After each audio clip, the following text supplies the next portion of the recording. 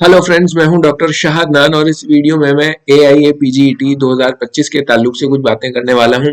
बहुत सारे स्टूडेंट्स का मेरे पास कॉल आ रहा था, मैसेजेस आ रहे थे और वो पूछ रहे थे कि कब एक्सपेक्टेड है, किस तरह से अब तैयारी कर लेनी चाहिए, क्या स्ट्रेटेजी बना लेनी चाहिए।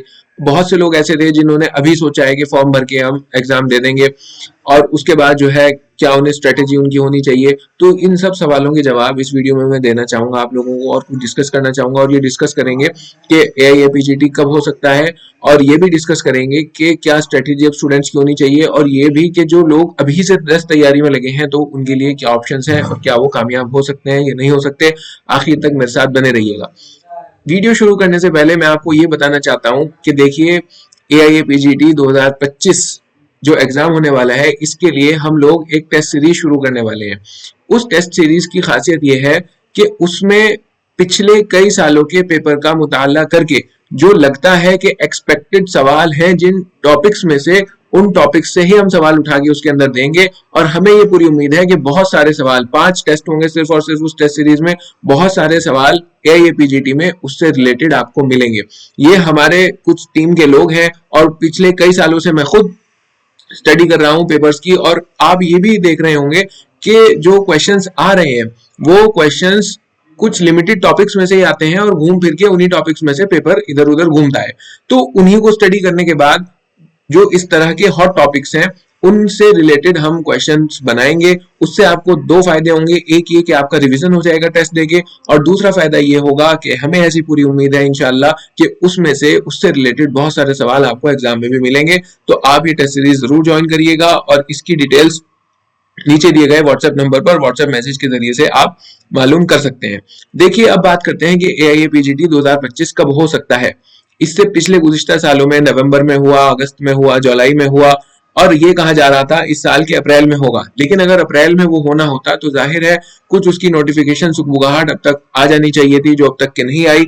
हम यही एक्सपेक्ट कर लें कि लास्ट अप्रैल तक वो हो जाना है, लेकिन कुछ लोगों से अनऑफिशियल तौर पर जब बात हुई, इस तरह के जो लोग हैं जो जिम्मेदार हैं, तो उन्होंने कहा कि मई जून तक जाएगा, उससे पहले नहीं हो पाएगा। खैर, लेकिन आप अप्रैल तक मानकर चलिए कि अप्रैल में ही होना है, लास्ट अप्रैल तक हो जाना है, मार्च में एग्जाम फॉर्म्स आ जाएंगे और अप्रैल में एग्जाम हो जाएगा।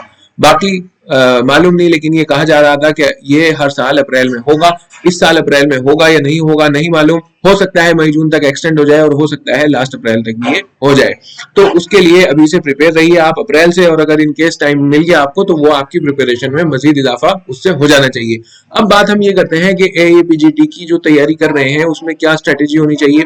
ये जो स्ट्रेटेजी मैं आपको बता रहा हूँ ये मुझे खुद सबसे जो बेहतर लगती है वो मैं आपको बता रहा हूँ, और बहुत मुमकिन है कि बहुत सारे लोग इससे इख्तलाफ करें और वो ये कहें कि ये बेहतर स्ट्रेटेजी नहीं है, तो उनको उनका हक है और जो मुझे सही लगता है मैं आपके साथ वो शेयर कर रहा हूँ।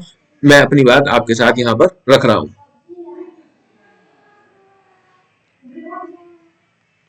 देखिए अगर बात करें AIA-PGT 2025 की,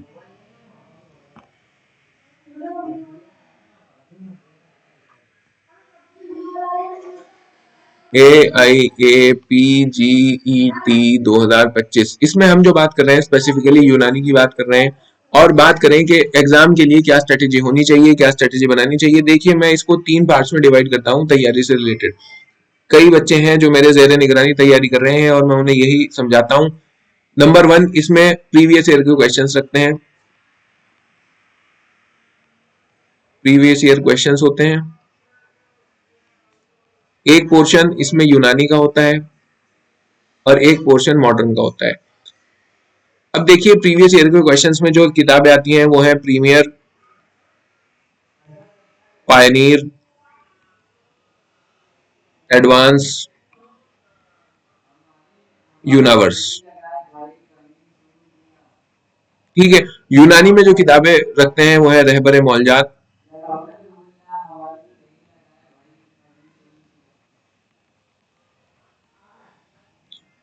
जामिउल अदविया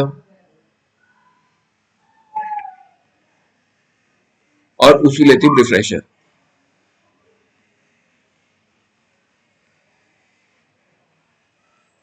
और मॉडर्न में हम रखते हैं रोम्स।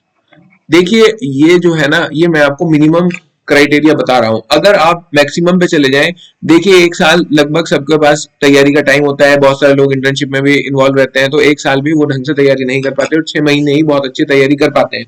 अब 6 महीने में मान लीजिए किसी को सर्जरी पढ़नी है, तो सर्जरी के लिए क्या वो मणिपाल पढ़ेगा पूरी की पूरी बैठ के? और अगर वो मणिपाल पढ़ने बैठ गया तो बस मणिपाल ही पढ़ता रह जाएगा और फिर सिलेक्शन की उसकी उम्मीदें कम हो जाएंगी। गायनी ऑप्स के लिए क्या वो दत्ता पढ़ेगा बैठ के?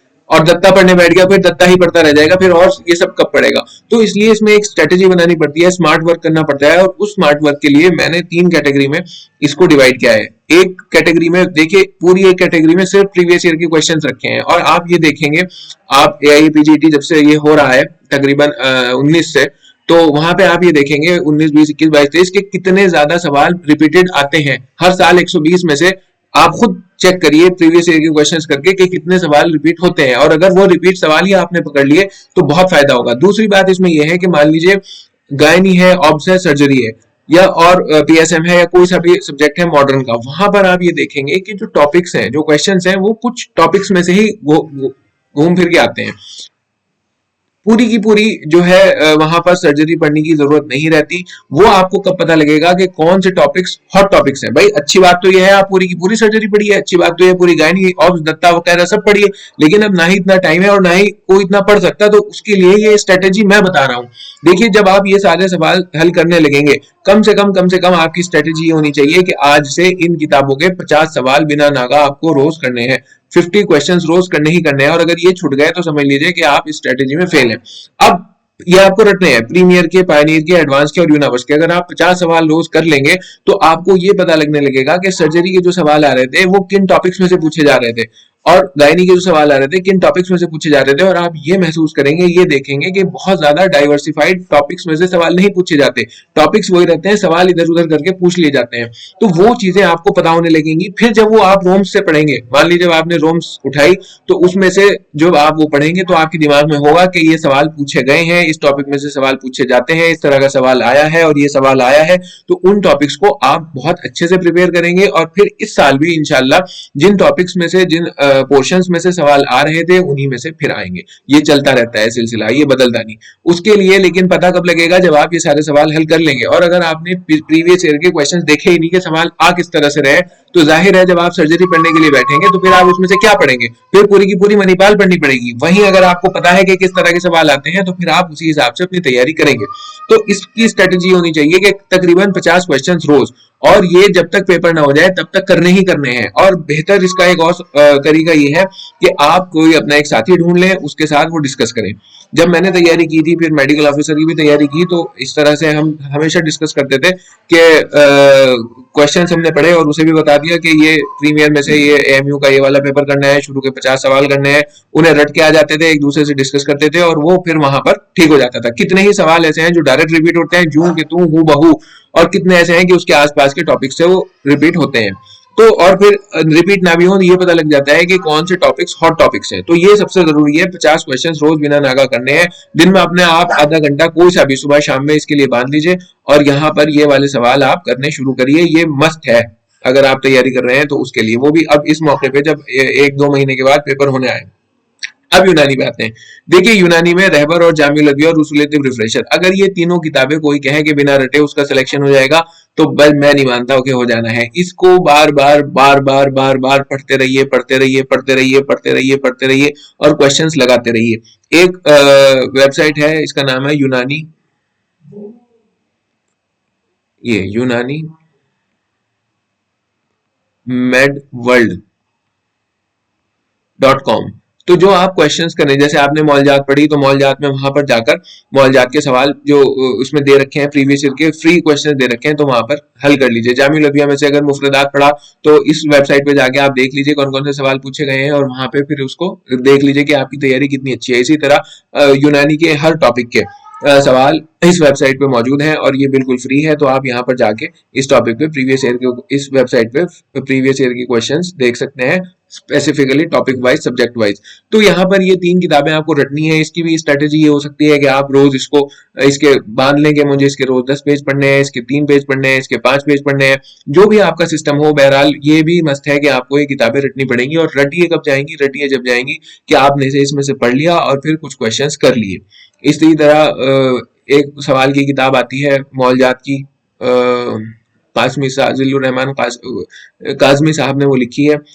उसका मेरा नाम जहन से इस टाइम निकल रहा है। काज़मी साहब की लिखी हुई किताब है, तो जब आप मौलजात पढ़ें तो उसके सवाल देख लें। मारूजी सवालात, हाँ उस किताब का नाम है मारूजी सवालात। क्योंकि दिमाग में रिटेन तभी रह पाएगा जब आप क्वेश्चंस लगाएंगे पढ़ने के बाद, और अगर पढ़ने के बाद क्वेश्चंस नहीं लगाए और फिर छुट्टी कर दी तो वो दिमाग में रिटेन नहीं रह पाने का। इसी तरह जामिउल अदविया के तो यूनानी मेड वर्ल्ड से ही काम चल जाएगा, और उससे लेते हुए रिफ्रेशर 50 पेज की किताब है, इसे रट डालें। वही बात करते हैं रोम्स की। देखिए रोम्स भी अपने आप में अब तो 2 जिल्दों में रोम्स आने लगी, तो इसमें से भी जहां तक हो सके वहां तक पढ़ें, लेकिन स्मार्ट स्टडी वही होगी कि जब आपको पता है कि हॉट टॉपिक्स कौन से हैं, तो उन हॉट टॉपिक्स में से आप वो ज्यादा अच्छे से पढ़ें। जो क्वेश्चंस आए थे उनके आसपास की चीजें दोबारा से रिपीट होती हैं, क्वेश्चंस को पूछने का तरीका बदल गया, उनका पैटर्न बदल गया, पेपर ज्यादा कंसेप्चुअल होने लगा, लेकिन वो टॉपिक्स जहां से पूछे जा रहे थे वो नहीं बदले। अगर वो कुल्लियात नफीसी में से सवाल पूछने लगे तो एक बच्चा भी क्लियर नहीं कर पाएगा, उन्हें इन्हीं में से पूछना है जो ये चल रहा है, ठीक है। अगर वो असबाब में से भी पूछने लगे तो मुश्किलात पैदा हो जाएंगी, और अगर वो जो है अल कानून में से या मजूसी की जो किताब है इनमें से पूछने लगे तो नहीं कर पाएगा। तो ओवरऑल ये थोड़ा सा ही पोर्शन रहता है, इसी में से अलट पलट के सवाल आते हैं और इसी में से हमें करना है। तो आप लोगों को एक स्मार्ट स्ट्रेटेजी बनानी है। अगर आप चाहें तो मेरी स्ट्रेटेजी फॉलो कर सकते हैं, और मुझे उम्मीद है कि इंशाल्लाह ये स्ट्रेटेजी एक कामयाब स्ट्रेटेजी रहेगी और आपको इसमें फायदा मिलेगा। वहीं वो लोग जो बिल्कुल अभी तैयारी जस्ट शुरू कर रहे हैं, जो ये कह रहे हैं कि हमने अब तक तैयारी नहीं की और अब हम तैयारी शुरू करेंगे, कि उन्हें होपफुल रहना चाहिए और उन्हें यही स्ट्रेटेजी अपनानी चाहिए। 50 सवाल ये 10 पेज इनके करें, और बाकी रोम्स को जो सवाल किए तो उसमें से वो वाले टॉपिक्स वहां पर सब्जेक्ट वाइज पढ़ लिए। इंशाल्लाह मुमकिन है कि अल्लाह उनकी मदद करे, उनका हो जाए। अगर स्मार्ट वर्क कर लिया तो अब भी हो सकता है, अगर कॉलेज टाइम में आपने पढ़ाई कर रखी है। फाइनली मैं दोबारा से रिपीट कर दूं, एक टेस्ट सीरीज शुरू करने वाले हैं हम। टेस्ट सीरीज है ये मार्च के महीने में शुरू होगी। इसमें 5 टेस्ट होंगे इंशाल्लाह। इन 5 टेस्टों की खुसूसियत ये होगी कि इसमें हम लोगों के जो एक एक्सपर्ट टीम है वो एक्सपेक्टेड क्वेश्चंस, या इसको ये अगर कहा जाए कि उन टॉपिक्स में से जहां से एक्सपेक्टेड क्वेश्चंस हैं, जहां से आ सकते हैं, उन टॉपिक्स में से हम क्वेश्चंस इसमें बनाएंगे।